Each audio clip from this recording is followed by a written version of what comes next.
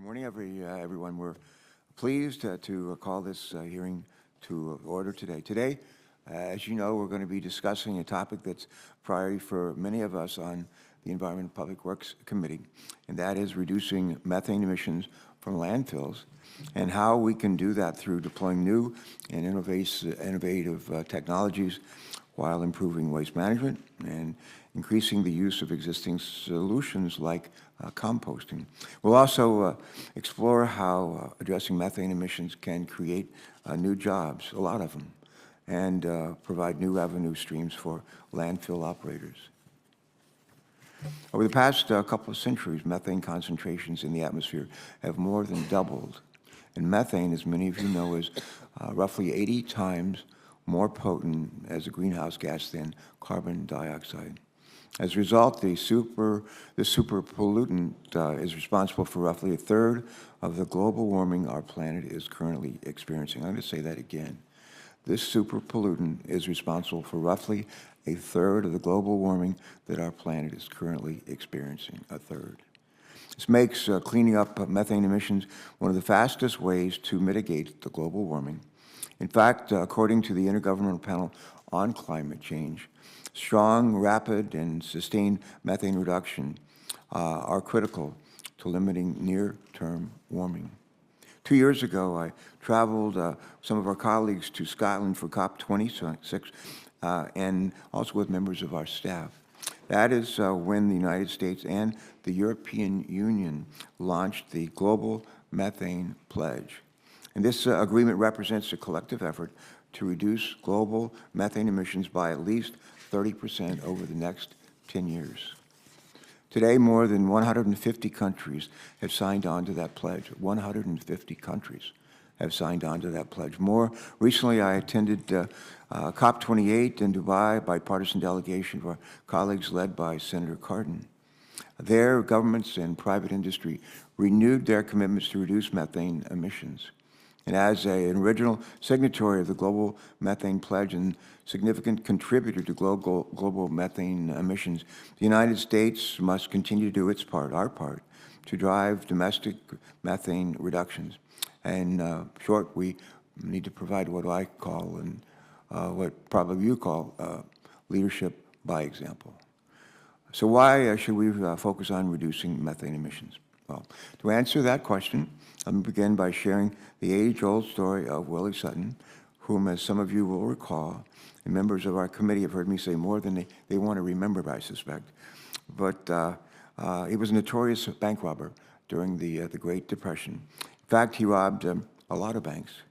And finally, he was caught, taken to trial, and they stood before the judge, and the judge famously asked him, he said, "Mr. Sutton, why do you rob banks?" And he replied famously, "Because, Your Honor, that's where the money is." And we can apply the same logic to today's hearing. We have to go where the emissions are and then find ways to reduce them. The good news is that we are well on our way to doing just that. And thanks to the Methane Emissions Reduction Program and the Inflation Reduction Act, the United States is advancing technologies to detect and capture methane emissions from the oil and gas sector as well. Not only will these emissions help us reduce, well, these investments help us reduce emissions, but they will also help us create jobs while recovering wasted energy, enough to power nearly 7 million homes every year. Let me say that again. That's enough to power 7 million homes every year. That's a win-win. It's a win-win for our communities, and it's a win-win for our planet. For this hearing, though, we're going to focus on the next frontier of mitigating methane emissions, and that is landfills. In other words, we're going to, my staff wrote this out for me, they like this. We're going to talk trash. That's pretty good, isn't it? You may ask yourself, why are we concerned about methane emissions from landfills? Landfills and their emissions are largely out of sight. They're largely out of mind for most people. However, landfill methane emissions are the third largest source of methane emissions in the United States and globally. So where is the methane coming from? Well, in the United States, we send more food waste to landfills than any other material. And when organic material like food breaks down in landfills, as you know, it creates methane. And if a landfill is not equipped to capture that methane, it simply escapes into our atmosphere. As many of our colleagues know, I care deeply about finding meaningful ways to reduce our waste while promoting sustainability. And to that end, I'm working alongside Senator Bozeman, Senator Capito, to pass legislation that would strengthen our nation's recycling and composting systems. And while composting and waste diversion are important tools to reduce methane emissions from landfills, it's also important that our landfills are equipped with technology that's necessary to mitigate emissions for years to come. For example, in my home state of Delaware, where one of our witnesses has been a little bit of time, a lot of time actually, the Delaware Solid Waste Authority mitigates methane emissions from their landfills with collection systems. Local businesses then use the gas that was collected to power their emissions. Many landfills across the country use similar systems to capture what would otherwise be wasted energy. As members of our committee have oftentimes heard me say, we need to find out what works, do more of that. And in this case, we also need to find ways to improve upon what is already working. And deploying innovative methods and technologies to limit methane leakage will go a long way toward reducing landfill emissions across the United States. Lastly, in order to fully address this problem, we must be able to identify where the largest releases of methane from landfills are occurring. In fact, over the last couple of years, new studies have begun to reveal the scale of that problem. Satellite monitoring, flyovers, and other enhanced emissions monitoring technologies are playing a growing role in identifying methane emissions from landfills. And these newer detection technologies can help landfill operators quickly respond to large emission events. And we'll need diverse strategies to detect landfill emissions going forward, because traditional methods have been unable to produce accurate emissions data for landfills. Let me close by reminding everybody that if we take action to reduce landfill emissions, it would have an immediate positive impact on climate, on air quality, on public health, and while also creating economic opportunity across our country, especially in our rural areas. My hope is that today's hearing will help us further our committee's understanding of how we can better detect and capture methane emissions from landfills, and what strategies can keep methane-generating organic waste out of landfills in the first place. Before we do that, I want to recognize our ranking member, Senator Capito, for her opening statement. Senator Capito, good morning. Good morning, and thank you, Mr. Chairman, and thanks for holding the hearing, and welcome to our panel of witnesses, and thanks for your willingness to testify. As organic materials decompose in landfills, they produce landfill gas containing methane, as the Chairman talked about, the main compound found in natural gas. Due to the natural generation of methane in landfill gas, landfills are now the third largest source, I believe you said that, of methane emissions in the U.S. This may be an environmental problem, but it's also an economic one, as methane lost to the atmosphere can be used for energy or manufacturing. While there's more work to be done and improvements can be made, I want to acknowledge that the U.S. has made a lot of progress in reducing emissions from landfills. Through innovation, thanks to the realization of its monetary value, the landfill sector has significantly improved its capacity to collect and manage landfill gas. Since 1990, U.S. landfills have reduced their greenhouse gas emissions by 38%. Recycling rates are increasing, and composting programs are taking off nationwide, meaning less methane-producing materials are ending up in the landfills. Also, the number of landfills are decreasing due to increases in operational efficiencies and improved land use. In considering solutions to address landfill methane that benefit the environment and economic development, it is essential that any regulations are achievable and that incentives are targeted. This is not what we have seen in the approach of this administration, particularly from the Air Office at the EPA, which has pursued punitive regulations that are impossible to achieve, such as Clean Power Plan 2.0 and the misnamed Good Neighbor regulations. The administration has also ladled out billions of funding for favored industries and causes which has been mired in red tape and have not delivered the promised results. We don't want to repeat those mistakes here, and it's important that Congress scrutinize proposed regulations coming out of the Air Office that deal with landfill methane. Natural gas derived from landfill methane can be used to generate reliable electricity or be used as transportation or industrial fuels, all of which promotes energy independence while reducing emissions. But I'm concerned that the landfill sector is facing the same approach that the Biden and the Obama administrations have taken with regard to fossil fuels, where the goal is to make them uneconomic, and then the EPA then works backward to achieve that with crushing regulations. For example, proposed changes to the Clean Air Act's New Source Review program would create a burdensome regulatory landscape for landfills seeking to implement technology innovations to address fugitive methane emissions. Despite receiving increased enforcement scrutiny for methane emissions, landfills have not been able to access the emissions reductions tax credits by the so-called Inflation Reduction Act and have been shut out from the EPA's implementation of the Renewable Fuel Standard. Did I say the Renewable Fuel Standard? You did. This is an ongoing joke with Mr. Nebraska over here. I am concerned this is the beginning and not the end of political targeting of an industry that is necessary for our economy, public health, and environmental risk management. Indeed, the EPA will be considering several burdensome rulemakings on landfills this year. The agency is currently evaluating multiple rules related to New Source Review to penalize fugitive emissions and require project emissions accounting in major permitting decisions.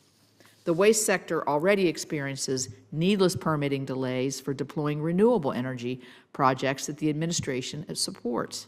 These rulemakings will only exacerbate the sector's frequent permitting obstacles, we see this across industries, and aggravate the Biden administration's stated goal of reducing methane emissions. The administration will also need to review its new source performance standards and emission guidelines for municipal solid waste landfills under Section 111 of the Clean Air Act this year. Environmental groups are already petitioning the EPA to set more stringent air emission standards on smaller municipal landfills. There are bipartisan solutions in front of us today. There's broad bipartisan agreement about the difficulties of monitoring and measuring methane emissions from landfills. Development of new technology is underway and is essential to better detect and quantify emissions. Municipal landfills and local communities could benefit from additional support from the EPA to research and evaluate cutting-edge technologies. But none of this will work if outdated regulations like New Source Review stymie those upgrades at existing facilities to recover methane and get it to the market. I urge my colleagues to continue to work with me on permitting reform and updating out-of-date environmental regulations, areas within this committee's jurisdiction, so we can ensure that emissions-reducing technologies can actually get out to the market and make a difference. Thank you again to the three witnesses here today, and I look forward to our discussion. Senator Capito, thanks for your statement. I want to thank both minority and majority staffs for your work in putting this hearing together. It doesn't just happen by magic, and this is going to be, I think, an especially a valuable hearing, a timely hearing, and we are grateful for our witnesses, but also for our staff in helping to make it happen. Now I'm going to turn to our three witnesses. I'm going to take a moment and just to briefly introduce you. And we're grateful again to all of you for helping us better understand and deal with what is an important challenge, but really a great opportunity as well. And we're going to be hearing in this order from these three witnesses, leading off with Mr. Tom Frankowitz. And Tom, a subject matter expert, I understand, on waste sector methane at the Rocky Mountain Institute, a research organization known as RMI. In this role, Tom leads RMI's work on methane emissions mitigation and waste management and coordinates the organization's work with the Global Methane Hub. Before joining RMI, Mr. Frankowitz worked in the Climate Change Division in the U.S. Environmental Protection Agency for over 16 years. He earned his MBA from George Washington University School of Business with a concentration in environmental and strategic management. Welcome. Our second witness is Tia Scarpelli, right? A research scientist and the waste sector lead for Carbon Mapper, a nonprofit organization that uses remote sensing to detect and to quantify methane emissions data.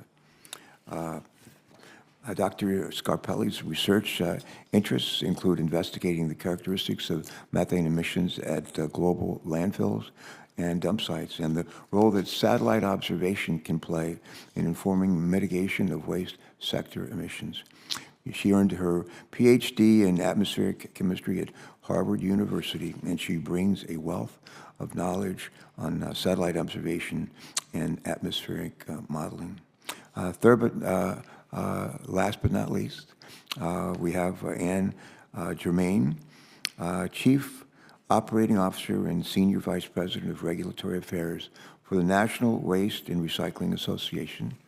She's worked in the field of resource conservation and materials management for more than 30 years and has been with the National Waste and Recycling Association since 2013. Prior to joining the National Waste and Recycling Association, Ms. Germain worked for the Delaware Solid Waste Authority for 19 years, where she served as chief engineer. Where did you live? Did you live in Delaware?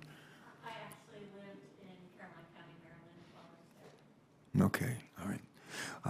But she is a board certified environmental engineer with a master's in civil engineering from the University of Delaware.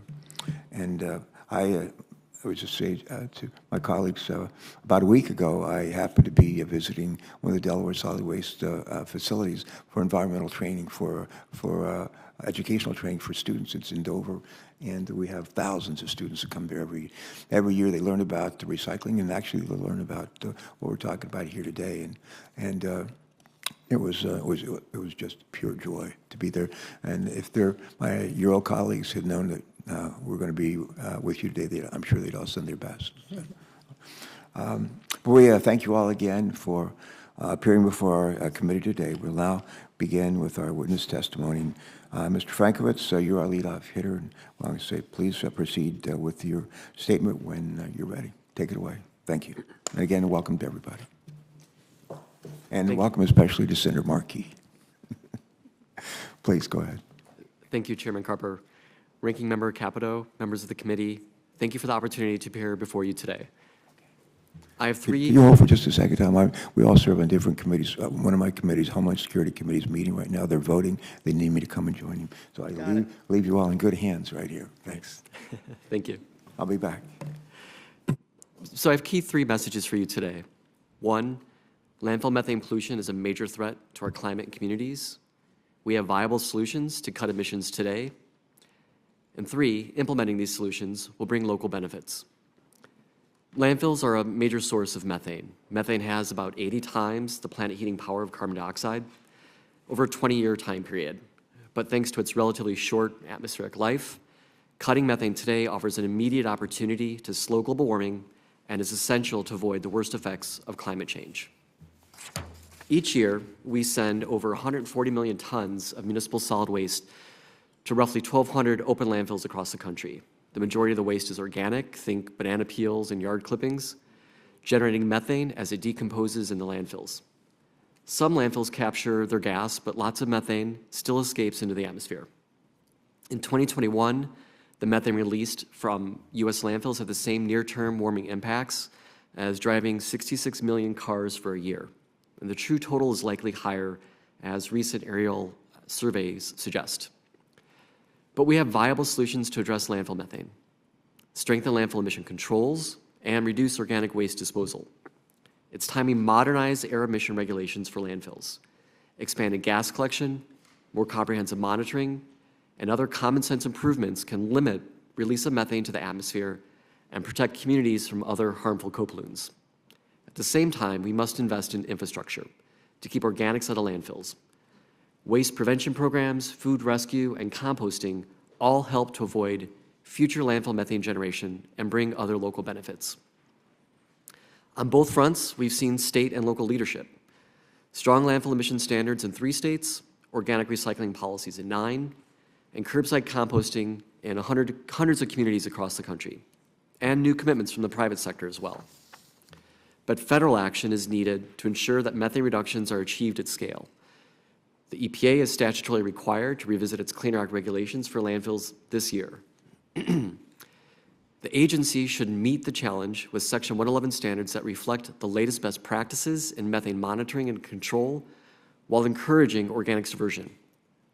Congress can also provide funds to catalyze landfill methane reductions, building on the success of the Bipartisan Infrastructure Law and the Inflation Reduction Act. Additional grant programs could prioritize local waste prevention programs, organic recycling infrastructure, and landfill methane capture.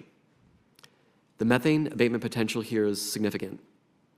New EPA landfill standards could reduce emissions by about 1 million metric tons of methane per year, or 80 million metric tons carbon dioxide equivalent. This is based on a preliminary analysis by the Environmental Integrity Project using EPA data. These efforts will help the U.S. meet its domestic climate goals while demonstrating global leadership. A more sustainable waste management system would bring local benefits. Landfills release toxic, smog-forming gases and odors that harm the health and well-being of nearby communities. More effective landfill methane controls would also address these co-pollutants, improving local air quality and life.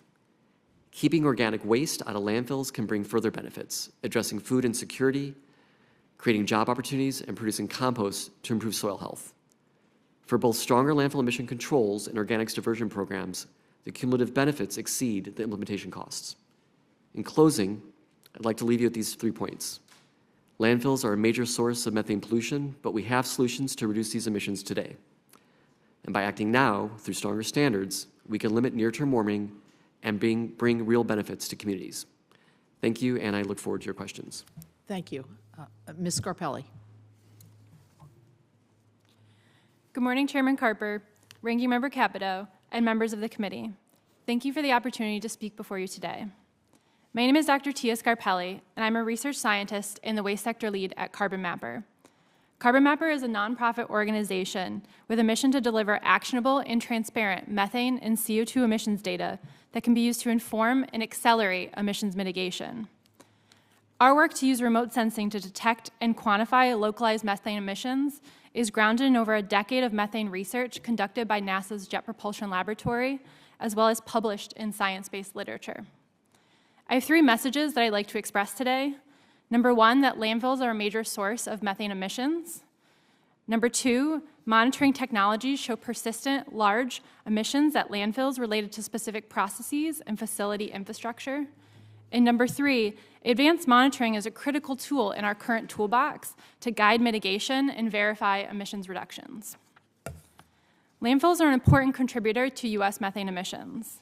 Through aerial surveys conducted since 2016, we have surveyed 300 of over 1,200 open landfills and identified large methane emissions sources at over 200 sites.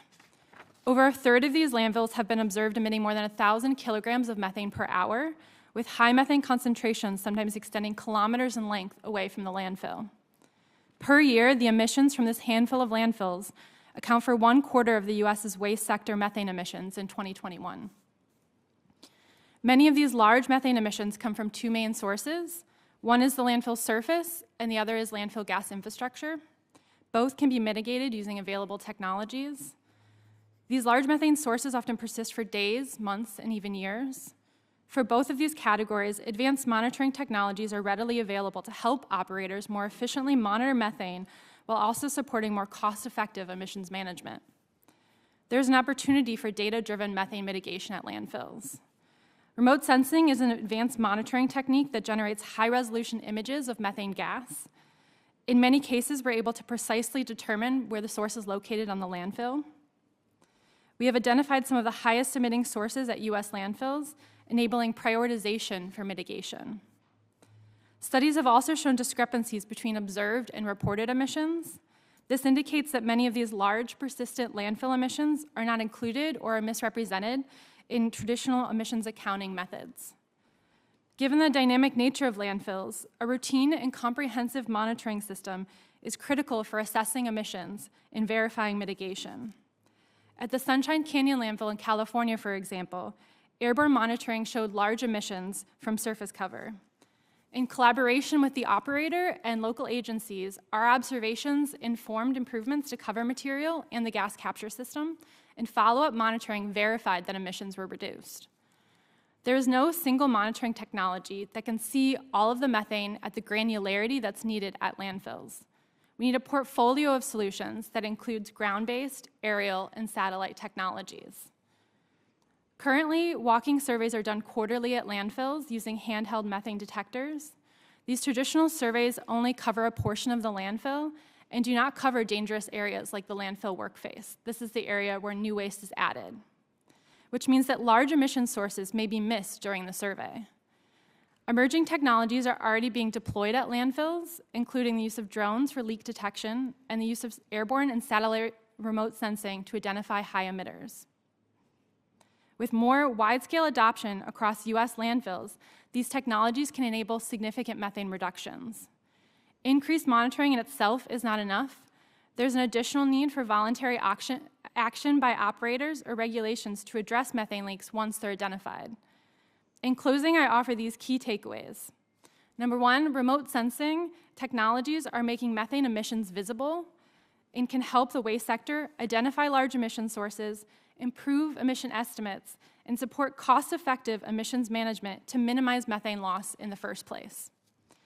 And number two, landfills are complex systems, and they need comprehensive monitoring that leverages all the tools in our 21st century toolbox, while giving operators flexibility to choose cost-effective methods that maximize mitigation potential or return on investment.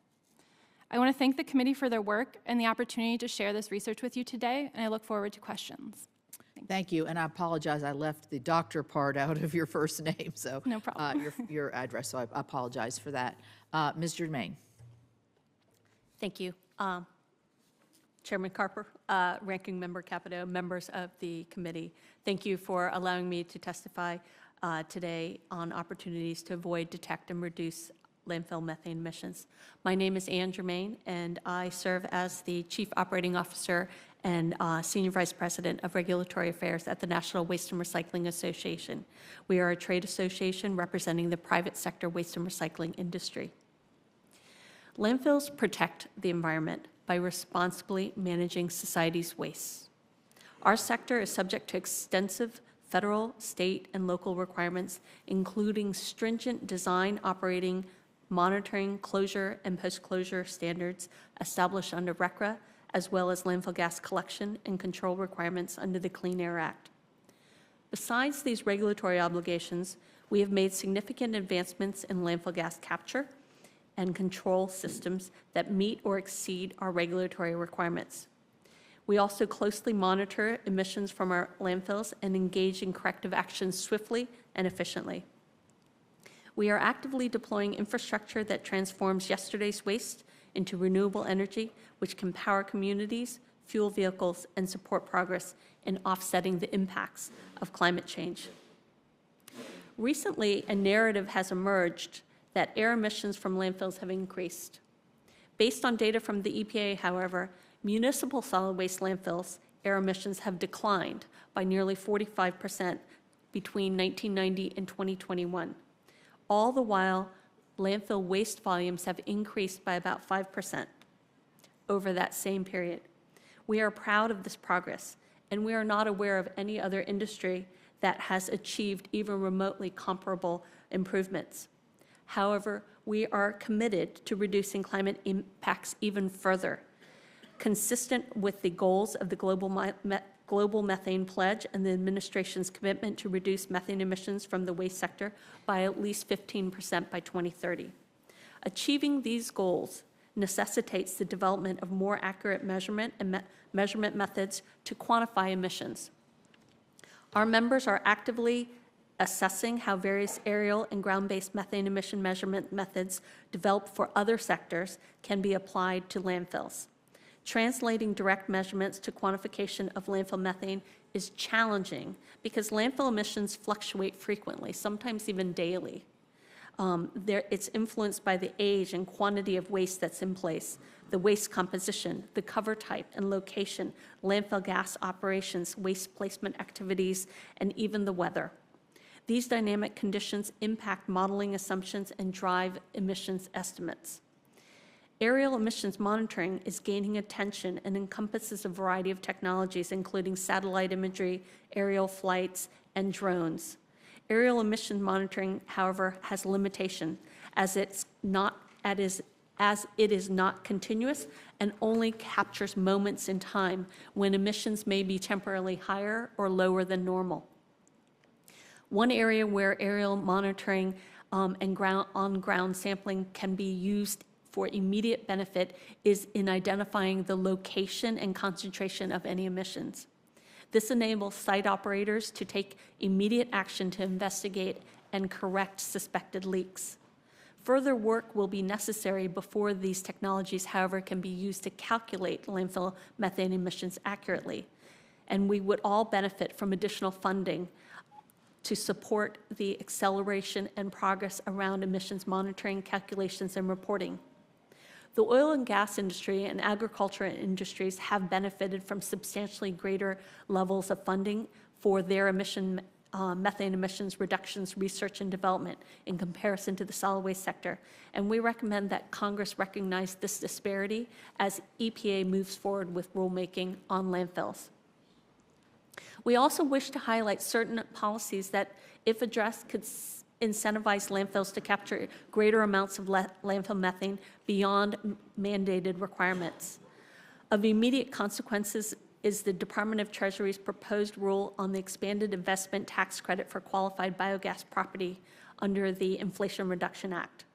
Our sector worked hard to advocate for this tax credit and has relied on its availability in planning multi-billion-dollar investments in biogas processing infrastructure. So we were surprised by Treasury's recent proposal to virtually eliminate landfill biogas processing facilities from credit eligibility, which would in turn disincentivize methane abatement solution within our sector. We therefore ask your support in requesting that Treasury reverse course and return to Congress's initial goal of driving economy-wide investments consistent with the administration's climate objectives. The landfill sector is also facing other threats to its plans to invest in technology and detect and capture landfill emissions. For example, although landfills are incentivized to capture methane emissions through EPA's Renewable Fuel Standard program, the agency has received a petition to revisit the annual standards that it recently finalized. Granting the petition would disrupt the long-term stability needed for continued investment in landfill gas collection and renewable energy programs. Overcoming challenges such as this are among the most significant regulatory opportunities available to EPA to incentivize landfill operators to make capital investments in beneficial use infrastructure and capture greater levels of methane emissions, thereby supporting broader climate solutions and public policy objectives. We acknowledge the action to address climate crisis is necessary, and we look forward to working with Congress, the administration, and other stakeholders in evaluating meaningful policy solutions to capture greater amounts of methane that result from our industry's provision of necessary and vital public services. I appreciate the opportunity to appear before this committee and look forward to any questions. Thank you. Thank all three of you. And in the absence of our chairman, I will take my license and begin to ask the questions. Mr. Maine, I addressed in my opening statement some of the concerns from small municipal landfills. Just give me a lay of the land here. Just what's the percent, if you looked at the whole numbers of landfills, what numbers of those are municipal, percentage-wise, approximately? So it's about 50-50. 50-50. Tom said that there's about 1,200 landfills in the country. About half of them are publicly owned and about half of them are privately owned. If you look at the volume of material going into the landfills, however, it switches. About 2/3 of the waste goes to privately owned landfills and about 1/3 goes to publicly owned landfills. Okay. So that shows you basically that the publicly owned landfills are significantly smaller than privately owned. Okay, so let's get into the what kind of, and we've heard a lot about some of the development of technologies of capturing, not just capturing, but also measuring and monitoring. What kind of challenges would that bring to a small municipal landfill? Are they already doing it if they are complying with the EPA regulations, which I'm sure they would want to do? Right. So the NSPS does have size limitations. So landfills below a certain size threshold are not subject to the new source performance standards. So only the So many of the smaller landfills may not be subject to those rules at all. And so changing the rules to focus on extending it to smaller landfills would, of course, subject them to control and capture requirements that they might not currently be doing. Okay. Okay, Tom, let me ask you a question back to my first question. Percentage-wise, kind of the lay of the land, then if you looked at total emissions going out from the, what you said, 1,200 landfills, are more of them going out from the, are the emissions equivalent? You see what I'm trying to ask? Are the emissions more at the smaller municipals, or because maybe they haven't made the provisions? Can you clarify that a little bit? Yeah, on that exact percentage, I'd have to get back to you. Well, no, it doesn't on- have to be exact. Yeah, no, I can't speak to which percent has higher emissions, but, you know, I can, just following up on, in terms of like the types of technology for controls, things like gas collection, you know, improved cover, best practices for operations and maintenance, the types of things that are required between gas collection and monitoring for the NSPS, you know, are generally tried and true technologies. So those technologies for controlling emissions at a site are not new technology and are Right. deployed both at municipal and private landfills. Right, and I mean, they're obviously all at a cost, and I think that's in a lot of different ways. Is there an economic, and I'll go back to you, is there an economic incentive in capturing and selling methane, and what are some of the regulatory obstacles to that? So it's very much dependent on the type of facility. So if you have, right now, the Section 48 tax credits that I referred to in the Right. RFS do provide some incentives for capturing outside of the regulation and then basically utilizing. Depending on the landfill's location, they might be able to utilize the gas in some way, but many of them would want to many of them do not have any access to be able to create some energy from the gas, so they would have to make it pipeline quality. And currently, the way the Section 48 tax credit regulations are written by Treasury, they would disqualify gas upgrading equipment necessary to make it pipeline quality. Okay, Senator Ricketts? Well, thank you, Madam Chair. First of all, I'd like to ask for unanimous consent to enter a letter from the American Biogas Council which outlines their concerns and implications with the Inflation Reduction Act's Section 48, just referenced here, expansion to include biogas as an eligible technology and the exclusion of cleaning and conditioning equipment. Without objection. I'll send that over. Great. You know, Nebraska has tremendous examples of utilizing methane from landfills to generate renewable energy. For over 20 years, the Elk City Station in Douglas County has utilized methane from a local landfill, and that's about a 6-megawatt project.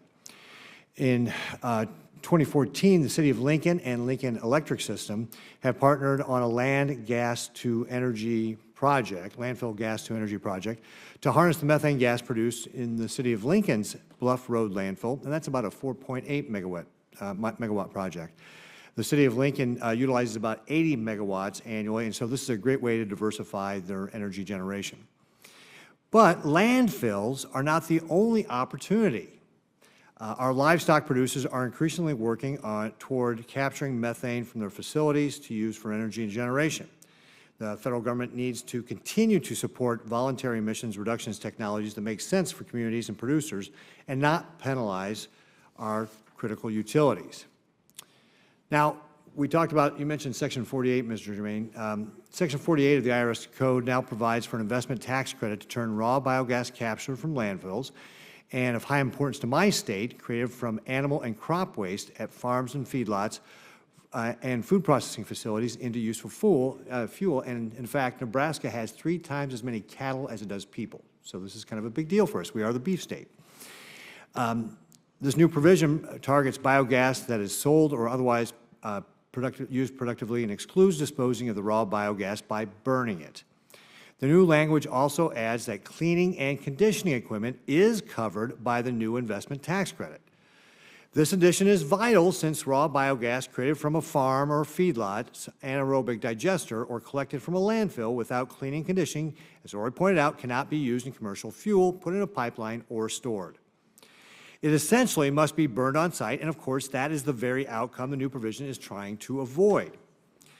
Foolishly, the Department of Treasury last month issued proposed rules for biogas investment tax credit that inexplicably exclude the cleaning and conditioning equipment necessary to upgrade raw biogas so that it can be stored, transported, and used as renewable fuel.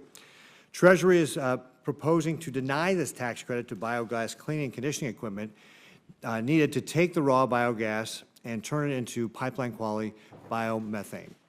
This equipment is typically the most expensive part of turning raw landfill gas or raw biogas created from farm digesters into useful renewable product envisioned by the amendments to Section 48.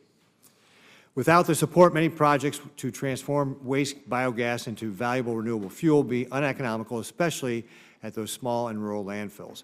And I would also point out the administration is constantly doing things that are counter to the goal of reducing the impact to the environment. For example, since you mentioned the Renewable Fuels Act, or Renewable Fuel Standard, they set RVOs, for example, for biodiesel and renewable diesel below the industry's ability to actually produce that, what we're currently producing right now, thus creating havoc in that marketplace. They also flex fuel vehicles, which burn higher percentages of ethanol, reduce the impact on the environment. They don't get the same tax credits as EVs and so forth. So we're constantly seeing that. Anyway, Ms. Germain, do you agree that without incentives for biogas cleanup equipment, many landfills will have an economic challenge in investing into the necessary and expensive equipment needed to process raw landfill gas into a commercial renewable gas? Yes, we definitely agree with that. That's one of the reasons why we submitted a letter to Treasury about changing the definition of qualified biogas property. Great. In other words, the administration's strained interpretation of the new biogas provisions will in fact strand this valuable fuel because it cannot be moved off-site and to homes, businesses, industry that would welcome and pay for a premium for renewable natural gas or advanced electrical technologies. Ms. Germain, do you agree that to ensure these waste streams can contribute to the nation's energy needs, anaerobic digesters must be coupled with biogas upgrading equipment to turn raw biogas into a useful commercial fuel? The viability of anaerobic digesters are dependent on being able to utilize credits that will incentivize those facilities to be able to be developed. And we need the infrastructure if we're going to be looking at increased biogas production from anaerobic digesters. Since the administration is denying the investment tax credit to the key equipment to allow digester systems to create a useful or lucrative energy product, do you agree that the administration's position will result in fewer digesters being built and therefore more organic material ending up in landfills? Yes. Great. Thank you, Madam Chairman. Thank you. Mr. Chairman. Thanks. Thank you for chairing. How's it going? You know, we all serve on different committees, and sometimes we're needed to be in 2 or 3 places at once. So thanks for bearing with me, and thank you, Senator Capito. I'm going to ask a question now for Dr. Scarpelli. This deals with uncovering landfill emissions. One of the reasons we know the scale of methane emissions from landfills is thanks to the extensive work that's done by researchers using NASA technology to detect and to quantify these emissions.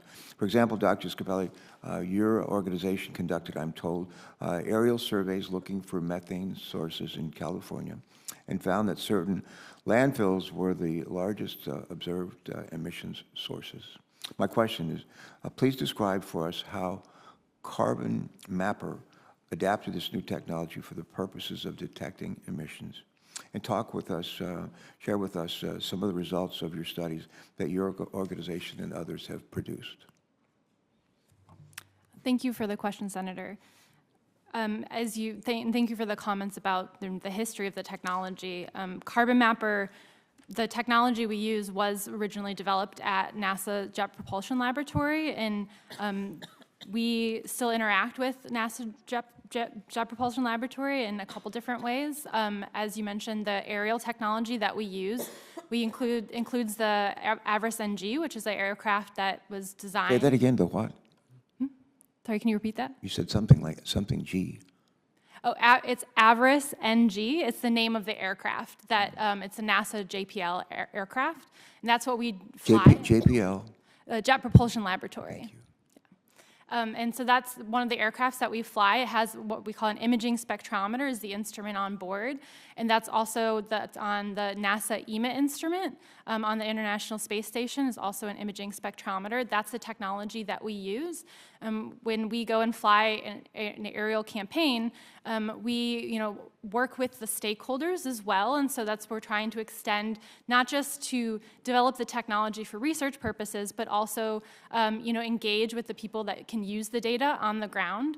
And then we're also part of a broader coalition of partners that includes NASA Jet Propulsion Laboratory and our commercial partner, Planet Labs, and other partners. And this is part of a broader coalition to launch satellites. And these satellites are actually developed originally a new generation of these imaging spectrometers.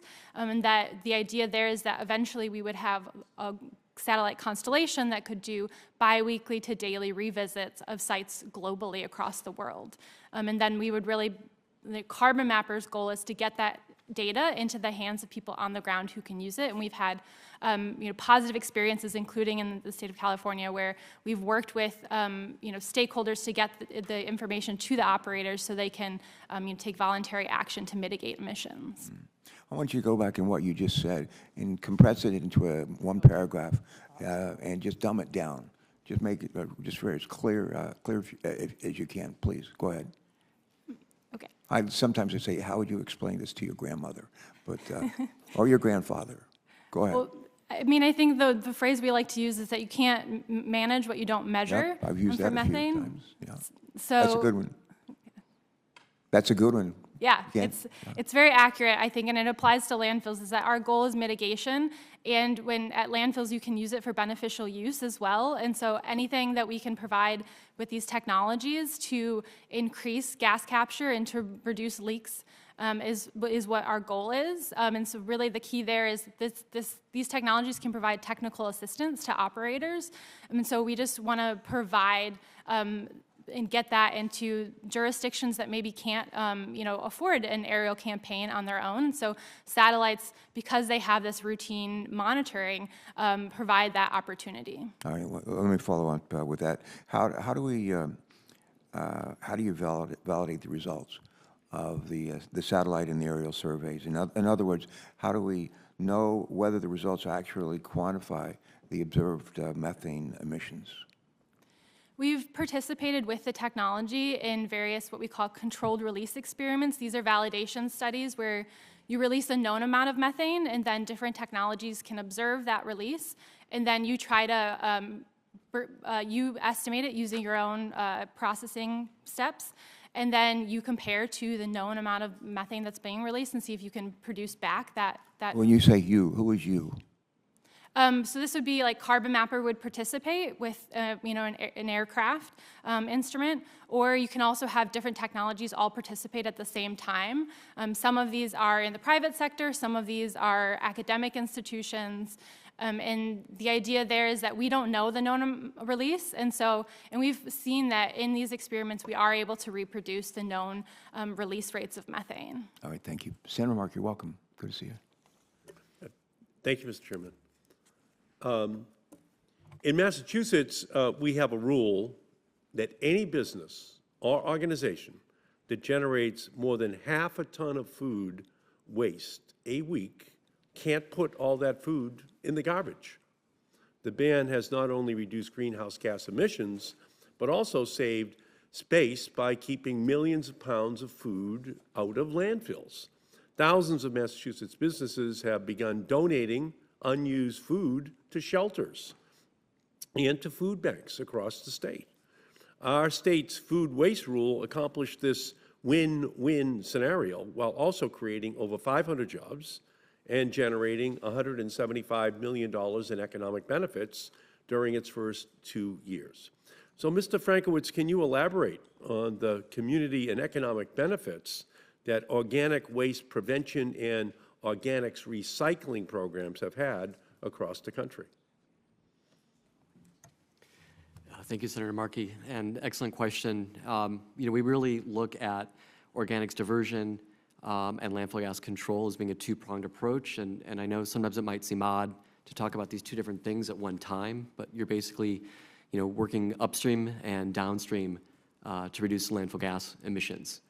And when it comes to organics diversion and food loss, food waste prevention, there's really, I think, several significant benefits. And of course, you have the climate benefit, which is global. Generally speaking, for every 6,000 tons of methane, there's 6,000 tons of methane that's avoided for every 1 million tons of food waste that's diverted. So is Massachusetts' program a model?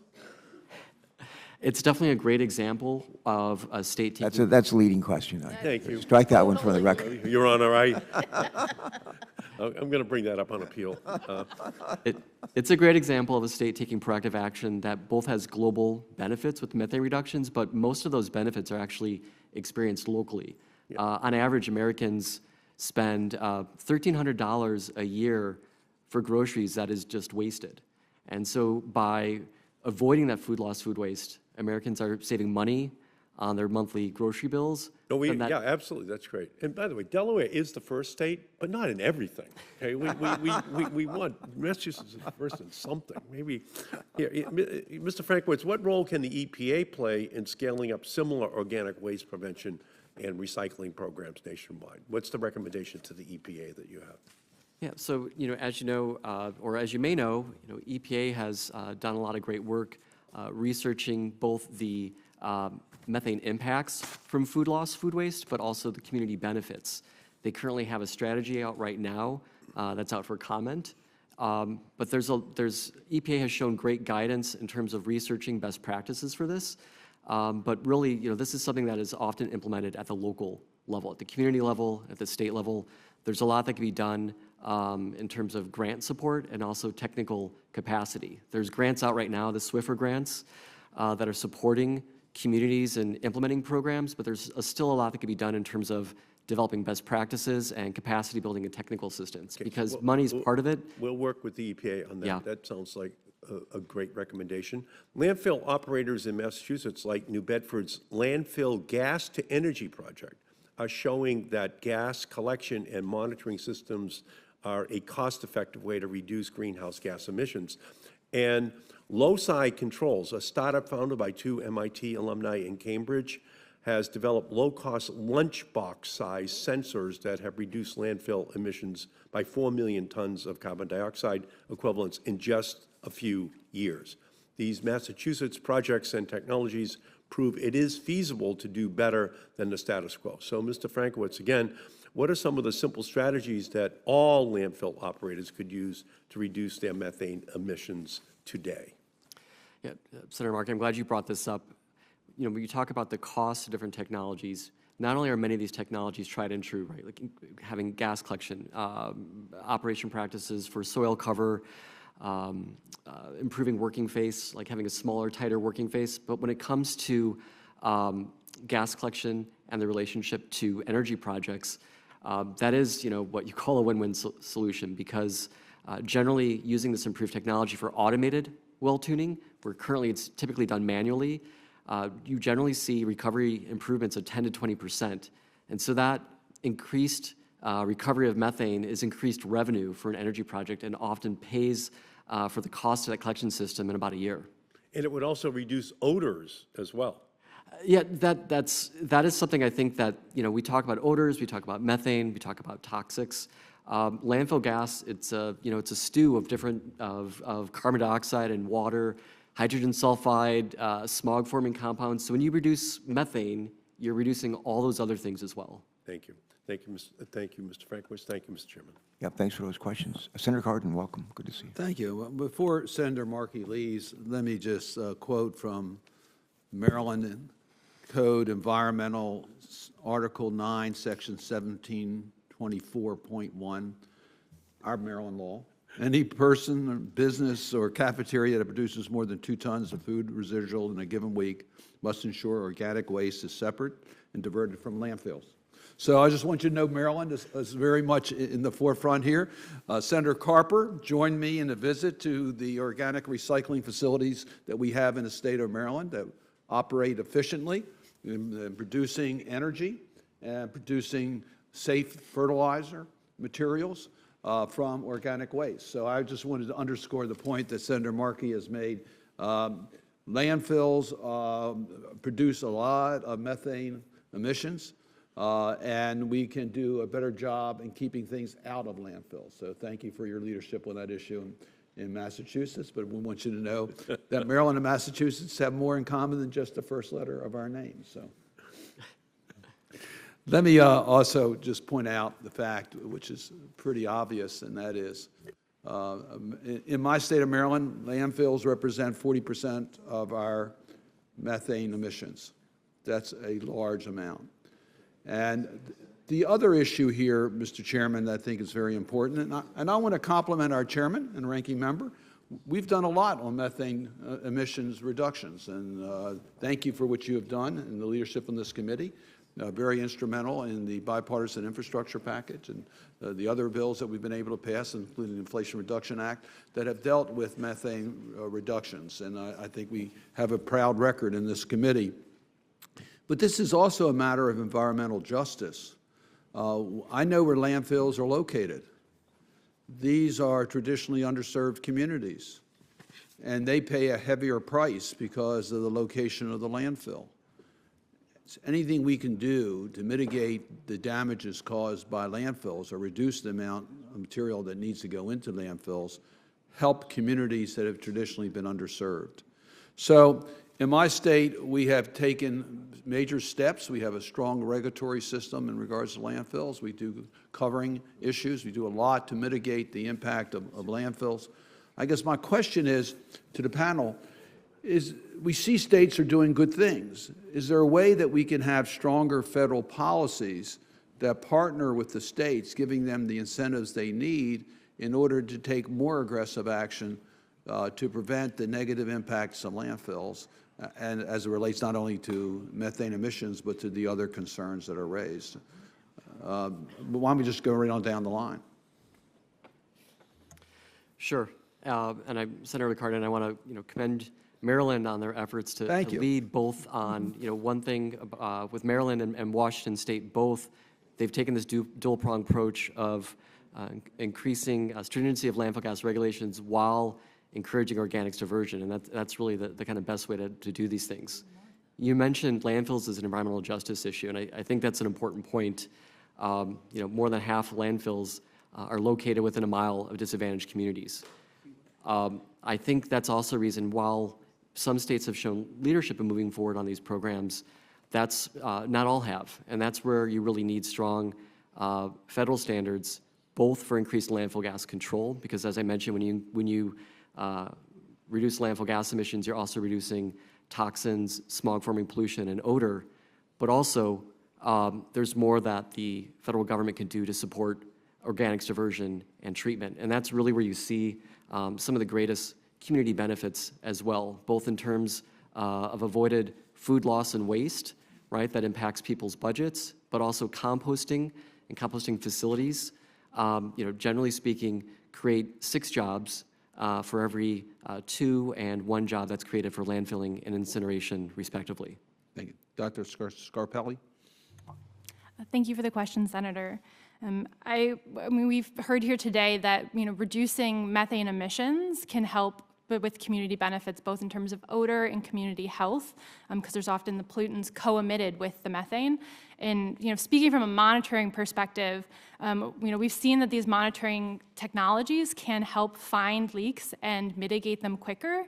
In terms of federal programs, I think the key here is we need to scale up the use of these technologies, and so having public-funded grants that are competitive for the technologies to be scaled up, and so providing jurisdictions with access to those technologies and that technical assistance in jurisdictions where they wouldn't necessarily be able to get that on their own. And I think that from a monitoring perspective would really be key.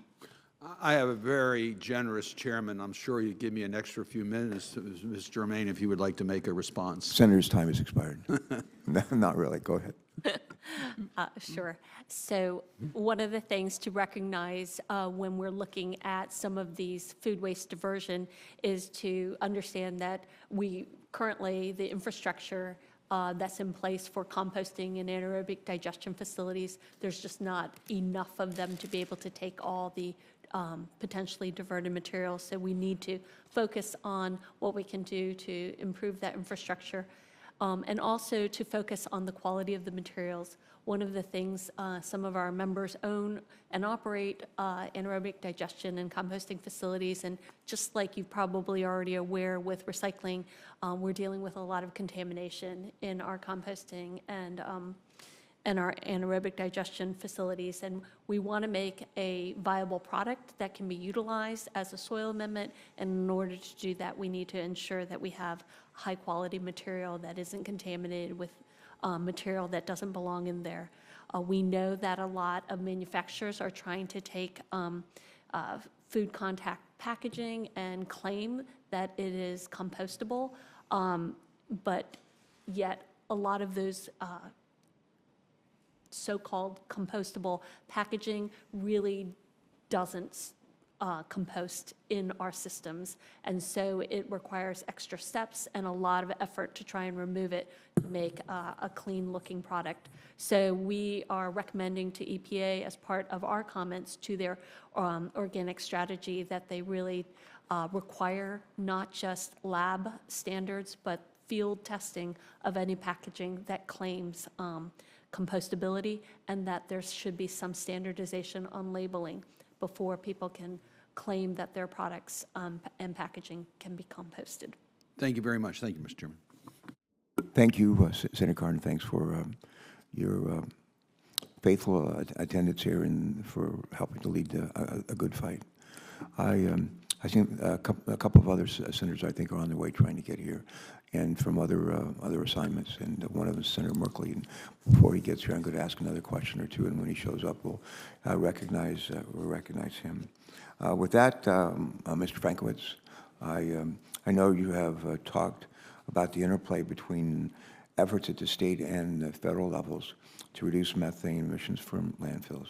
And you mentioned, I believe in your testimony, that EPA is required to revisit the Clean Air Act's section, I think it's 111, standards for municipal solid waste landfills in August of this year. Is it August of this year? I think it is. That's a question. Yeah. Yeah. All right, take my word for it. It's August of this year. Let me ask a couple of... I believe it's August, but I might have to get back to you. There you go, all right. Okay. Let me ask a couple of questions that I think follow up your conversation with Senator Markey. Would you please expand on how both organic waste diversion and EPA's methane emission regulations work together to reduce the methane emissions associated with landfills? Yeah, sure. Thank you, Senator Carper. That's an excellent question. As I mentioned earlier, I think Dr. Scarpelli and I have both mentioned this two-pronged approach, and that's because, the methane, it comes from the organic matter that decomposes in the landfill. So once it's there, the way to control it is with gas collection systems, this system of wells and blowers that suck up the landfill gas and typically burn it then in a flare. But the best way to control landfill gas emissions ultimately is to keep those organics out of the landfill. But once they're in there, they can decompose, creating methane for up to 50 years. So it's not really a matter of doing one or the other. You really have to do both, and that's why states that have kind of taken a two-pronged approach is a really practical way to do this. But implementation has been uneven, and so really the best way to have a comprehensive approach is for EPA to take on both revisiting its landfill gas standards, the Section 111 standards that you mentioned this summer, but also really leaning into organics diversion in parallel. Okay. We've been joined by, not by Senator Merkley, but by Senator Whitehouse. We're happy to turn it over to you. I think I've asked questions. Senator Capito's asked her questions, but if you're ready, I'll be happy, Senator Whitehouse, to recognize you. Thank you very kindly. Yeah, welcome. I crossed Glad to hear Senator that. Merkley, headed to my budget hearing. Everybody's got a lot going on today, but I'm grateful for this hearing, and I appreciate the witnesses being here. Dr. Scarpelli, let me ask you particularly about the methane tracking and spotting technology that is out there now that we have satellites that can detect methane leaks and geolocate with great precision the sources of those leaks. Is there anything about a landfill that makes it harder to detect by satellite than, say, a gas pipeline leak? Thank you for the question, Senator. Landfills are complex engineered systems, and so one of the main differences in terms of detecting leaks is that it's a large area and there are many potential points that leaks could be coming from, whereas in an oil and gas well, there's specific infrastructure that are the leak points. And so that's why it's really key to have comprehensive monitoring.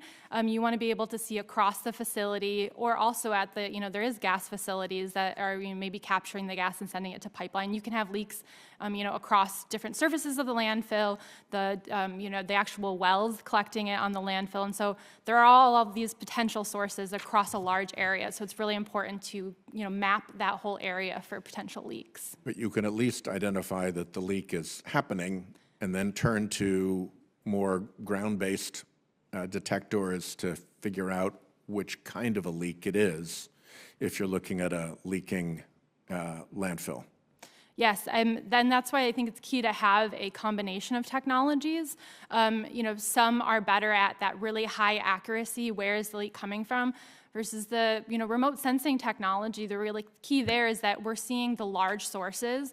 And so in terms of prioritizing, we want to get the biggest ones first to get the most return on our investment in mitigation. Yep. And so it really helps prioritize, and let's get those big ones first, and then we'll move on to the smaller leaks. Yeah. Do you know what the current status is with the EPA folks about having regular and reliable access to satellite methane leak data?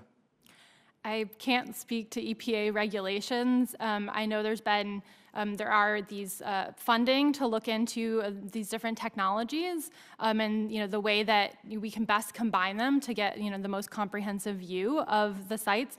We have seen that these technologies work, that we can identify leaks and it helps operators mitigate. That's been our experience. Well, here's what I think is happening, and that is that EPA has systematically undercounted methane leaks for a very long time.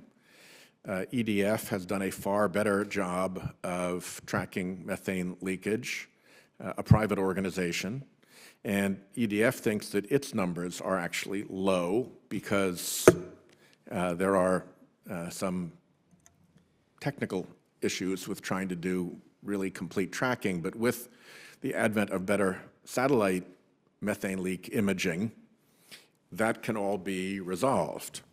But EPA, having done this poorly for a very, very long time, it's my understanding, has no direct contractual relationship with any satellite providing entity so that it can deploy its efforts when a large methane leak appears, which is, to me, a little bit like the fire department not tracking where smoke is pouring out of buildings and going to respond to the problem. I just don't know why that hasn't happened yet. It seems like it's an incredibly obvious thing when the technology is out there to access the technology. I understand that NASA has acquired a good deal of technology and that some entities make it available for free, but maybe not for free and immediately at the same time. And obviously, if you're dealing with a leak, immediately is a pretty good value to be able to provide. So we're hoping that the methane leak task force that has been set up will get access to that technology before too long so that we can treat a methane leak properly, not just score that it happened months later or react after it's been spilling for weeks and weeks, but to have on-time information that causes environmental protection officials or even local lawyers or the mayor, I don't care whom, to know that there's a methane leak going on in real time and in real time respond and try to get it shut down. It just seems unbelievably sloppy to not have that system in place. So we are counting on that methane task force to cure those disabilities, those self-imposed disabilities that have been bedeviling EPA. Thank you, Chairman. Thank you. Thanks for your vigilance and continued involvement in this issue. I know it comes from It's their vigilance that is where the issue is. Yes, yes, yes. Senator Carper, may I add to that? Is that Well, I don't know. possible? No, all right, go ahead. Thank you. Senator Whitehouse, thank you for raising that point. And there's been a lot of discussion on technology, and the satellites are pretty amazing, but the technology doesn't make the data available, and that's something that's really up for both state, local, and federal governments to do. Carbon Mapper is one of the few organizations that makes all their data available, but for years now, companies have been availing themselves of private satellite data to better inform their operations, but there's no obligation to make that data available. So that's one thing we'd really like to see, both at a state and federal level, that in addition to this advanced monitoring, making sure that it's available in a timely way, because emissions transparency is just as important as the technology. And just to be clear, I'm told that the federal government is now in procurement mode with regards to acquiring access to real-time leak detection services. January of 2024, now in procurement mode with respect to acquiring access to these services. That kind of speaks for itself. All right. We've been joined by Senator Padilla. Senator Padilla, good to see you. How are you doing? Welcome. Thank you, Mr. Chair. Something that if I've spoken on it in committee before, it's been a while, Mr. Chairman, but not sure if you knew that when I grew up, we lived not too far from a landfill. And I can attest to you Where was that? In the city of Los Angeles, the northeast corner of the San Fernando Valley, the once upon a time infamous Lopez Canyon landfill, to be precise, owned and operated by the city of Los Angeles. And I share that to establish that when I say that living near landfill is beyond just an annoyance, I speak from real world experience. It's in many ways a threat to our health, public health, individual health. It also prompted, Mr. Chairman, my environmental activism, because my mom, along with a group of neighbors and community leaders, would bring kids out to protest for the closure of the landfill. This was back when I was in high school. We bore the brunt of what landfills mean in all the communities in which they're located. Too often it's soil contamination, water impacts, diesel trucks driving through neighborhoods, emitting toxic exhaust, and on and on and on. In California, this is where I want to talk about equity for a second, people of color are more than twice as likely to live within a mile of a landfill compared to the rest of the population. So, Mr. Frankowitz, can you discuss the health impacts of landfill emissions on nearby communities? Thank you for raising that really important point, because as important as the climate challenge is, the impacts of air pollution are felt on a daily basis. I had mentioned earlier that landfill gases, it's a mix of a number of gases, so it's methane, water, carbon dioxide, but it's also a long list of hazardous air pollutants, and also smog forming, ozone pollution, and those are immediately felt by the local community. And so when we talk about controlling methane or even enhanced methane recovery, what we're really talking about is reducing the amount of air pollution that's affecting local communities. And one thing I'll add to that, some of the strategies to improve gas collection, like automated well tuning, better cover, leak detection. These are things that have a direct impact on safety as well. So one of the things that can be caused by an improperly controlled landfill gas collection system is intrusion of oxygen, and that's one thing that causes landfill fires. So when you operate better, recover more gas, and operate better a landfill gas collection system, you're reducing pollution and drastically improving safety. And we know, as far as we've come in the last generation or two, between liners to protect soil, groundwater, and gas collection systems, to your own point, we still have a lot more work to do. I mean, just yesterday, the Los Angeles Times reported, quote, rivers of odorous waste, end quote, erupting like a geyser from the Chiquita Canyon landfill in Southern California. Carcinogens like benzene were 8 times higher than the state's health limit, but these results weren't shared with the public for weeks. So to your point, Mr. Frankwitz, how can EPA provide closer to real-time information on air quality to the public to protect public health? Yeah, I think this again comes down to emissions transparency, because the technology on its own, it doesn't put the information in the hands of people for action. So there's actions that EPA could take, both in terms of grants and also provide funding, and this would likely be within Congress's power to provide funding for both the satellites, but also making that data available. There is some lag time for processing that data, but I think of EPA's Air Now portal, because there's been a system of air monitors around the country for years, but it wasn't until Air Now and the Air Quality Index that information became accessible to citizens. So I think something of that nature would really empower local citizens. Great. Now I want to connect some dots between monitoring, mapping, and remote sensing. I'm pleased to see a witness today with the Carbon Mapper Project, which partners with JPL based in California, a facility I'm particularly proud of. Their satellite will build off of JPL's EMIT instrument, which was launched in 2022 and is currently operating on the International Space Station. Now, although EMIT, Mr. Chairman, was designed to measure dust, it's proven to also detect methane from landfills around the world at high spatial resolution. Dr. Scarpelli, can you elaborate on how Carbon Mappers project builds on JPL technology for methane detection from space? Thank you for that question, Senator.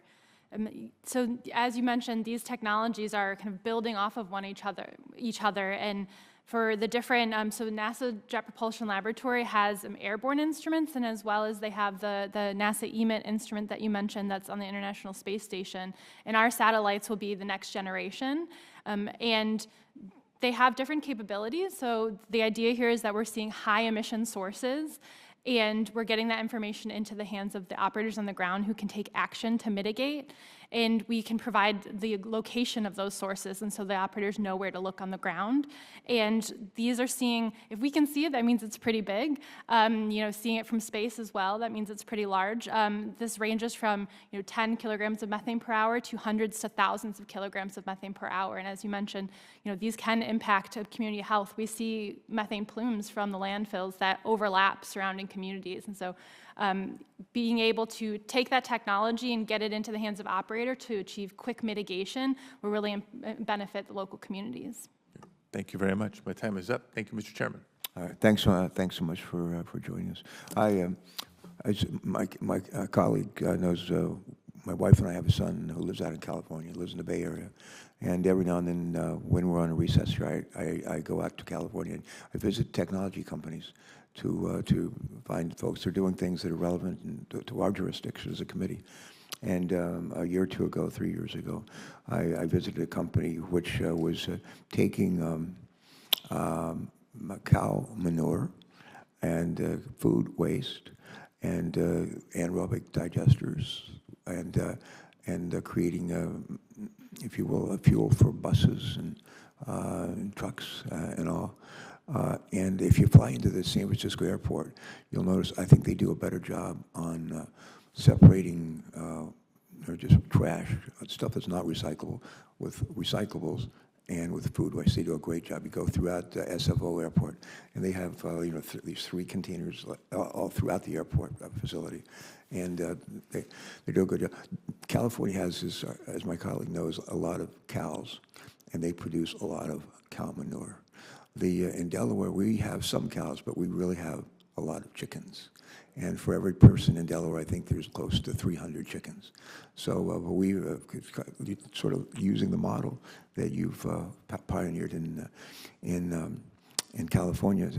Delmarva, which includes Delaware and Maryland, Senator Cardin, have been using the same technology, different source of fuel, not cows, but chickens, and it works pretty darn well. So I like to say one of the best, one of the greatest, if you will, compliments we can pay is copying what others are doing and hopefully making it at least as good, maybe better. We'll see.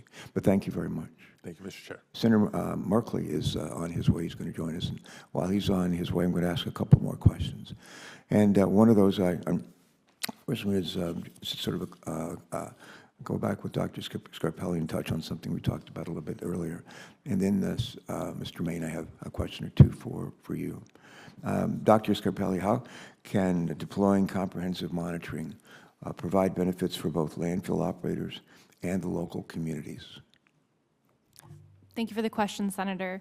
I think I'll split that into operators and communities. Speaking to local communities, we've mentioned that these large methane sources can have co-emitted pollutants along with them. So by addressing the methane sources quickly, we're also reducing that co-emission of the pollutant. In addition, we've seen in examples like for the Sunshine Canyon landfill in California, for example, where by mitigating the methane, we also see a reduction in the number of odor complaints from the surrounding community at the landfill. And then speaking to benefits to operators, the key here is we want to capture more methane, and so if they have beneficial use at the site, this means more return on investment for the operator. And we see it as it's technical assistance that the operators can take advantage of to go out and find the leak and fix it as quick as possible. Because landfills are complex, so knowing where to look on the landfill of where the leak is it's not an easy task. And sometimes mitigation is it's an engineering design, and so verifying that once you've made a change, the emissions actually were reduced is also incredibly important and useful to the operator. All right, thank you. Mr. Maine, and I'll probably ask Mr. Frankowitz to join you in answering those questions too, but I want to lead off with you if we could. In addition to methane, landfill gas contains, as we've heard here today, hazardous air pollutants, odors, and other dangerous gases. They impact air quality, they impact health, they impact our quality of life for neighboring communities, many of which are already vulnerable anyway. Mr. Germain, your organization is a national leader in landfill management and policy and has a unique perspective in the community impacts related to this pollution. I oftentimes, my colleagues would bear this out, but I oftentimes use the phrase, find out what works and do more of that. And what we're trying to do is, a little bit of that is we address this problem, this challenge, but I think this opportunity.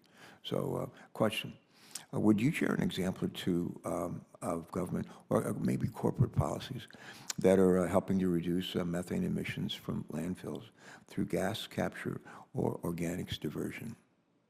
Sure. So one of the things that we've seen a lot of our members have made sustainability commitments. They've made them publicly. And so from a corporate initiative, looking at some of those corporate policies where they've made those sustainability commitments, that encompasses methane reductions. And so we collectively have been looking at a lot of the technologies that have been discussed already, not just satellite, but also aerial, drone, ground-based. In fact, recently, collectively, we worked to, as an industry, to do a controlled release and tested out 14 different technologies. So there's a tremendous number of different technologies out there. Which one is the right one? Which one is best. Are they all good? We're not sure. We haven't had the opportunity to really explore that. Our efforts to, EPA has not had the funding to be able to conduct some of this research. So the industry collectively conducted some of this research back in November. We've just got the results in earlier this year, and we anticipate presenting it at a conference at the end of February. But this will give us additional information on which of the technologies will be most useful so that we can utilize that going forward in our efforts to use best practices in reducing our methane emissions from our sites. Good. I don't know if either of other witnesses would like to add to that or add their thoughts on that last question, but the question was asking Mr. Maine to share an example or two of government or corporate policies that are helping to reduce methane emissions from landfills through gas capture, organics, diversion. Would either of you want to add to that? I would like to add something to that. Sure. I would just want to reiterate the importance of doing these controlled release experiments. This really does help technologies both determine, improve their own methodologies and, validate the technology.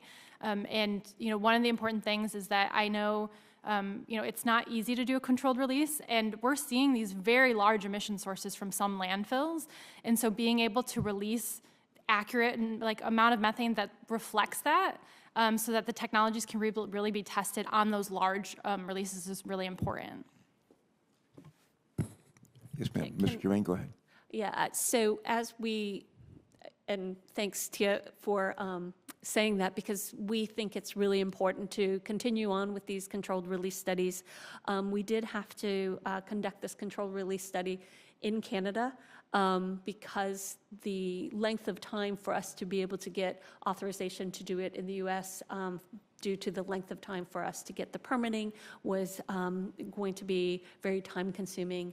We also have received interest from the Canadian government to help support ongoing research in this area, and we would certainly appreciate some of those similar efforts in the U.S. Good. Let me come back to Mr. Frankowitz, if I could. But would you, Mr. Frankowitz, please provide for us some examples of the additional benefits that promote the health and well-being of nearby communities with the kind of technology we're talking about here today? Go ahead.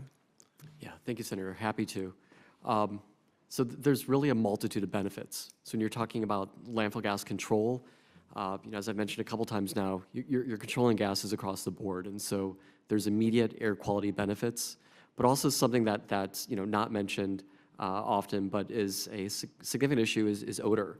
Not all landfills cause odors. A well-managed gas system certainly prevents it, but odor is probably the number one issue that local communities will complain of. And so things that you do to improve gas collection, reduce leaks, have bio covers, all reduce odors and hazardous air pollutants that impact communities. I'll give the example of Wake County in North Carolina.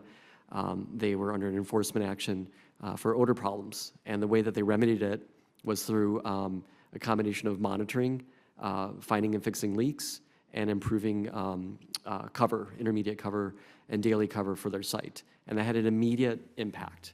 And then also the other part, this two-pronged approach I keep talking about when it comes to organics diversion, and not just diversion, right, but avoiding food loss, food waste. That's a food security issue. There's plenty of families that are food insecure, yet at the same time, we're throwing away food each year. And so things to reduce food loss, food waste, get that food into food banks, improves food security. And then lastly, we all talk about the benefits of composting. And I think there's pretty strong support for that. But one of the things that I think isn't mentioned often enough, one of the key reasons for composting organic waste is that you're able to actually recover those nutrients that are in soil. So all those nutrients that go into growing food, when that organic waste goes into a landfill, it's locked there.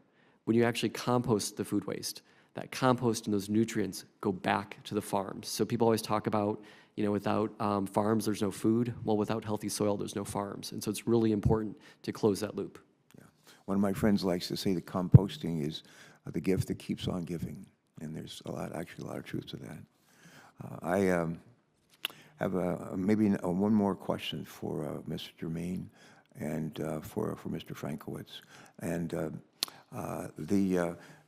my colleagues hear me say some of the things over and over again that I think bear repeating. I've often said that recycling is a win-win solution, and that's because diverting waste is not only good for our environment, it's also good for the economy. It's good for job creation. I'm always looking for win-wins. And there's so much that we're doing to protect our environment, to address climate change, that actually does create a lot of jobs. Jeff, welcome. Would each of you just take a moment while Senator Merkley's settling in? Would each of you, Ms. Germain and Mr. Frankowitz, share some more information with us, if you will, on how organics waste diversion can increase employment rates and contribute to economic growth? Do you want to lead us off on that? Okay, so with respect to organics, obviously, as Tom already said, there's a lot of benefits to organics, composting or anaerobic digestion. You know, you have soil amendment. With anaerobic digestion, you have the opportunity to gain energy from that. The issue right now is that we don't have adequate infrastructure, so we would need to ensure that we had build up the infrastructure. And we definitely, I'll go back to, I know I'm repeating myself, but I'll go back to the labeling issue where we really need to focus on ensuring that the product that we create is usable as an end product, and so that we really need to focus on the contamination issues related to that, because everybody wants to be able to claim that their packaging is compostable, and it's just not the case with a lot of it. So we really need to be thoughtful and mindful as we move forward with diverting materials. As far as the comment about reducing our food waste, certainly I agree. You know, we want to ensure that the hierarchy that EPA has established, we want to feed hungry people, we want to feed hungry animals first, but recognize that a lot of our food waste, if it's a banana peel, that's not going to be feeding anybody. We're going to want to end up managing that in a different way, and so that's going to end up in the waste system. I might add, my colleagues, Senator Capito and our colleague from Arkansas as well, Senator Bozeman, are very much involved in like a recycling caucus, if you will, leading it. And one of the things we've done here, I believe in leadership by example. And one of the things we've done here on Capitol Hill is we have in our office, and I hope in every Senate office and hopefully in every House office, right in our office is the opportunity for our employees to recycle plastic or metal, aluminum, metal, whatever, glass. We have composting capability as well, and we're pretty faithful, pretty good at it. I'm very proud. We could always do better, but I'm proud. Mr. Frankowitz, I want to come back, same question, then I'm going to kick it over to Senator Merkley. Again, what are some of the specific jobs associated with organics, recycling, and waste diversion? And then Senator Merkley. So Mr. Germain, talked about the importance of moving up the waste hierarchy. And one of the things you see in moving up the waste hierarchy is the further up you go, the more jobs that are created. So roughly speaking, for every $10 million invested in waste management, there's 21.4 full-time jobs created in composting, while landfilling supports 8.4 to incineration's 1.6. So certainly, money invested in waste management creates jobs.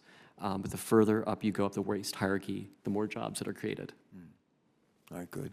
All right, Senator Merkley, welcome. Good to see you again. Twice in one day. We showed up for work together, and here we are together again. Please. Thank you very much, Mr. Chairman. And thank you all for bringing your expertise to the hearing today. I wanted to understand a little bit more about the monitoring of methane emissions. And Mr. Frankowitz, the traditional monitoring approaches, whether it's modeling based on assumptions or ground-based monitoring, and I think that's primarily done through an infrared technology, but perhaps you can clarify, are those adequate to inform our approaches to methane emissions? And I'm sorry, I didn't quite hear the last part. Were you asking if the Are the traditional approaches, either just modeling based on pre-existing assumptions or kind of ground-based monitoring, sufficient to understand really the amount of methane that's emerging from different settings? Yeah, so they're not adequate, and we see two ways that technology can improve those estimates. So, generally speaking, the kind of landscape of technology you have, and some of it overlaps, but generally speaking, you have technology that is maybe more focused on emissions quantification, and others that are better at detection. So when it comes to quantification, the observations that are done through a network of satellites can both ground truth and improve the modeling methodology. It's not in a place to replace it, but it could certainly improve the measurements that are used for both modeling and inventory purposes. And when it comes to detection, their current methodology is highly subjective, and so there's technologies that drone assisted but still operated by people that drastically improve the chances of detecting and fixing those leaks. So as we've brought these technologies to bear, satellite monitoring, drone monitoring, have we found that our original estimates of methane were on target, or were they significantly lower than what we're discovering? They found that they're significantly lower, and in fact, EPA came out with a report recently on its greenhouse gas reporting program that generally found that the inventory underreported based on current modeling-based methodology. Let me turn specifically to landfills. Do we spot super emitters like landfills better in terms of using satellite or drone technology? Is it helping us understand the large scope of the problem? They are, and I'll certainly defer to Dr. Scarpelli on the specific technology. But one of the things that EMIT and other technology has shown is that you can detect these from space. When it comes to pinpointing those leaks, that's where it's helpful to use kind of a matrix approach to pinpoint these leaks. But you absolutely can see these super plumes from space. Dr. Scarpelli, you want to amplify on that? Yes, and I agree with Mr. Frankwitz's comments. We can use these technologies to see these large emission sources. One of the benefits of remote sensing, and we've seen this in practice working with state governments, is that you get a view of across the facility, so you don't necessarily need to know where the leak is coming from to see it, because we're seeing all the full facility, and we can quickly survey multiple sites. These satellite is circling the Earth, and so it can see across the U.S. It's not just one drone at one facility, and so having a combination of these different scaled technologies is really important for identifying those high emitters. So I've heard that the EPA has kind of drug its feet on contracting for methane, satellite-based methane contracting. What's that all about? I can't speak to EPA's contracting. I would say there is a need to have federal support to help scale up these technologies and provide access to the data quickly, because one of the feedback we've gotten from operators is that it's really important to get the data quickly and have the data be transparent so that they can quickly fix leaks. I think that's one of the role that the federal government can play. Yeah, Mr. Chairman, this is something that perhaps we can follow up on, because if we have this high-value satellite technology that EPA has been funded to contract for but hasn't contracted for, then maybe we can help accelerate that process to try to help tackle this challenge. So once we identify the particularly significant sites, and I was surprised to come to understand how significant landfills are. Do we have really the affordable technologies to be able to capture that methane out of landfills? Do we have the funding to tackle that challenge? Is it going to take more federal help? I can speak to the monitoring perspective on that. We do have monitoring technologies that can help find these leaks, and these are being deployed at landfills, and really the key here is we just need to scale up the use of these technologies. I defer to others in terms of the availability of actual design changes that can be made to achieve the mitigation. Yeah, the control technology is proven. It's gas collection, soil cover, finding and fixing leaks. These are things that landfills have been doing for a long time, but with advanced monitoring and doing in tandem, they're actually able to design these systems better and operate them better. I just wanted to clarify that as we talk about finding the leaks, and certainly that's one of the things we're really interested in deploying these technologies for, is to be able to find the leaks and repair them as quickly as possible.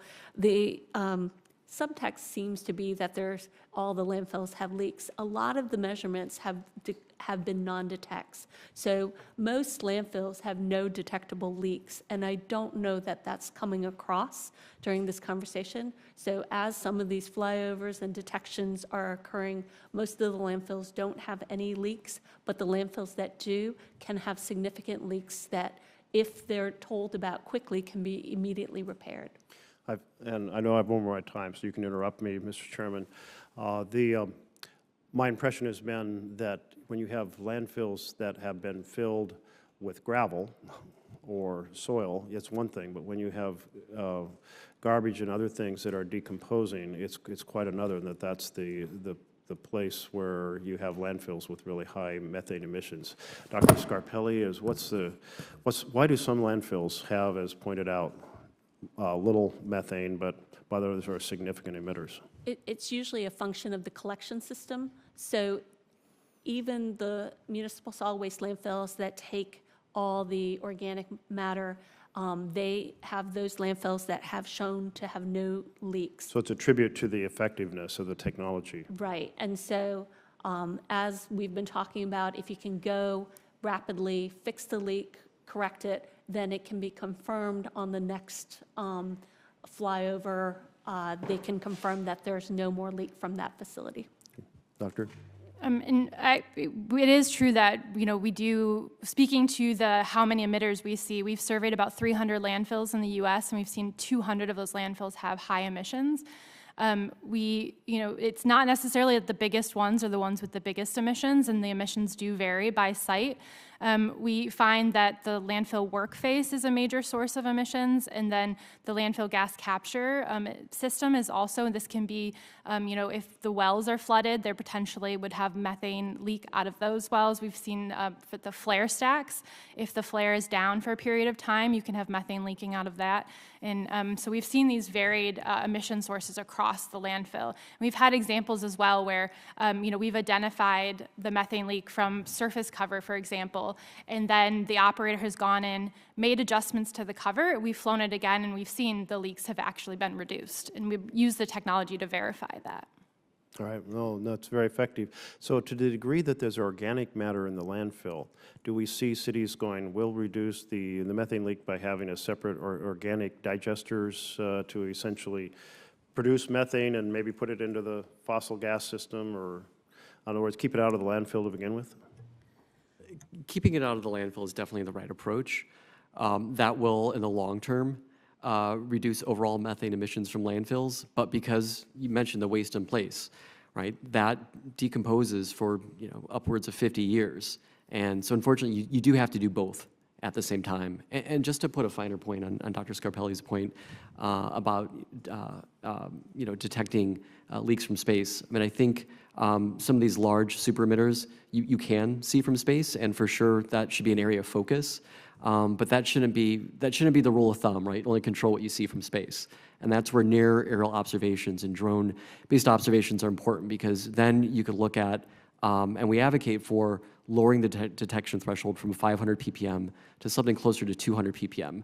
Because just because you can't see it from space doesn't mean you might have a large diffuse area source emissions across the cover, and that's where things like using biocovers and auto-tuning of wells to better control your gas can reduce those leaks that you may not see. Hey, thank you all very much again. Thank you, Mr. Chairman. Thanks very much for joining us, Senator Merklin, for your consistent and excellent leadership. We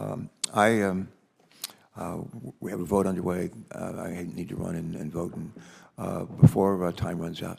But before that, I'm going to telegraph my pitch. In baseball, you want the pitch of the week. You say where the pitcher holds the ball before he releases the ball to the plate. Sometimes you can figure out if they're going to throw a spitball, a screwball, like a hanging curveball, whatever. You can tell it that's by the way they telegraph their pitch. I'm going to telegraph my pitch. And I'm going to telegraph by saying I'm going to tell a quick story, and then I'm going to come back to each of you and ask you to take maybe a minute and just tell us where you think there's a really important common ground that we've heard here in this hearing. It's been an excellent hearing, and we're grateful for that. But just be thinking about that. Now I'll tell you a story.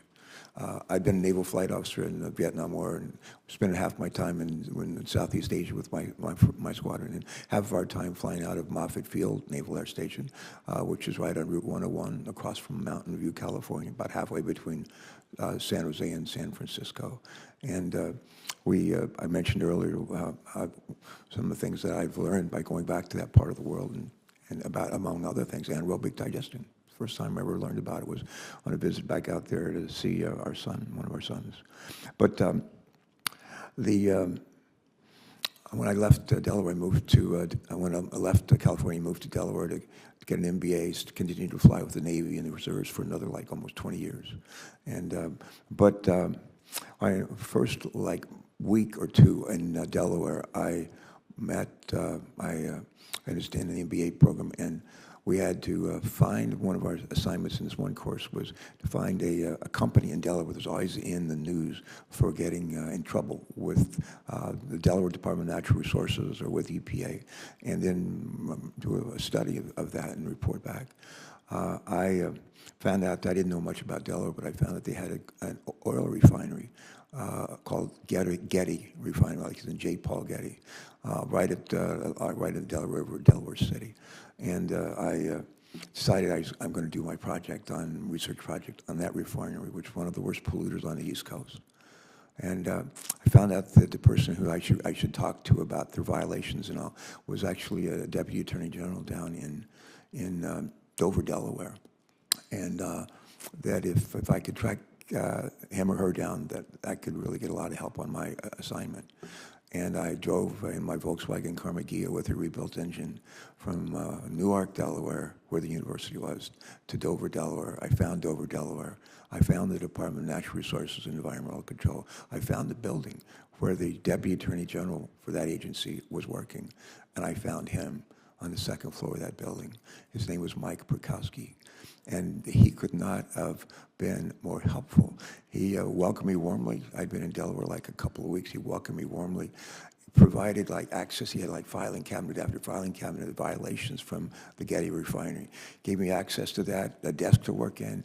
I would come back week after week and do my research and all. His wife offered to type write my research paper for me. I didn't need any help, but I certainly appreciated all the help that he provided. And Mike Perkowski has a son, and I think you might know the son, and his name is also Mike Perkowski. And what does he do today? You turn on your mic and tell us what he does. Mike is responsible for a lot of the outreach and government affairs and policy work for the Delaware Solid Waste Authority.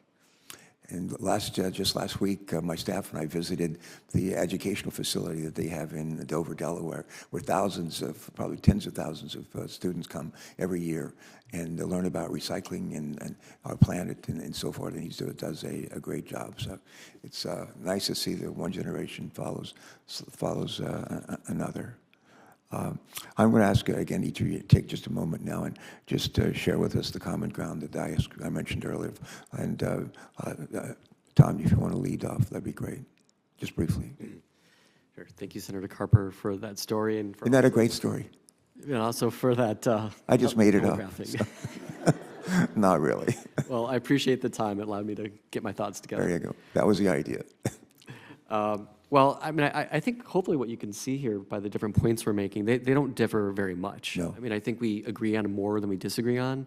There's since the 2016, the last update of the NSPS standards for landfill gas, the technology has advanced rapidly. And, there's technology today that we could use to better find and fix leaks, identify super emitters, and better inform models and inventory. We're already collaborating with the waste industry in identifying some of these solutions. We'd like to continue that.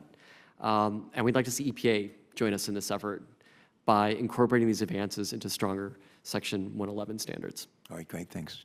Dr. Scarpelli. Yeah, and just to second that, we have seen here today that, landfills are large methane emitters. Not all landfills are large emitters, and there's huge potential for mitigation. And the role of advanced monitoring is to guide mitigation practices, to identify the leaks, help the operator go through, and also verify that once the mitigation has taken place, that emissions are actually reduced. There's also a role for, accounting for emissions, and this will play a role for climate policy, that we need to know, our models need to be accurate, and so using the data as well to help inform models and inventories will also be important. All right, thank you. Mr. Maine. So we have made tremendous progress over the last 30 years. As I stated in my opening remarks, we have reduced our methane emissions by about 45% since 1990. However, that still means that we have a long way to go, and we recognize that. We are committed to meeting the global methane pledge made by the administration of reducing our methane emissions by another 15% by 2030.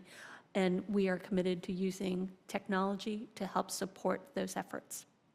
All right, great. Thank you. I'm going to wrap it up here, but in wrapping up, I just want to thank each of our witnesses for your preparation and for taking the time to join us today. I want to thank you for what you do with your lives. And there's a lot of important issues that we consider in the Senate and in this room, but I don't think any's any more important than the one we're discussing here today. And as we've heard, we have the tools at our disposal to really, I won't say quickly, but expeditiously reduce methane emissions from landfills. We're doing it. We can, as we said earlier, we can always do better. But new technologies to detect and quantify emissions, when combined with techniques to avoid and capture methane emissions, not only drastically or dramatically reduce emissions, but can also create new jobs, new job opportunities. And I'm always about how do we do good things for our planet and create jobs at the same time, and they actually can work together. Implementing these tools effectively can improve the health of our communities and slow the progression of climate change, a true win-win situation. I look forward to working with my colleagues, Democrat and Republican, on this committee and in the full Senate to continue this conversation, make real progress in reducing landfill methane emissions. Before we adjourn, just a little bit of housekeeping. Senators may submit questions for the records until the close of business on Wednesday, February 14th. When is Valentine's Day? Is that Valentine's Day? No. What a day to remember. We will compile those questions and send them to our witnesses. We'll ask our witnesses to reply by Wednesday, February 28th. And before I adjourn, I just want to say to our staff members on both the Republican and Democratic side, majority and minority, how much we appreciate, on behalf of my colleagues, Senator Caput, how much we appreciate the work that went into making this hearing occur. This has been a great hearing, and I think an encouraging hearing. In the world that we live in, there's a lot to be worried about and concerned about. And this is one, certainly climate change is a big one, but there's good work that's being done, important work that's being done. And we've heard about how we can do that even better going forward. And with that, is that a wrap? With that, it's a wrap. This hearing is adjourned. Thank you all very, very much.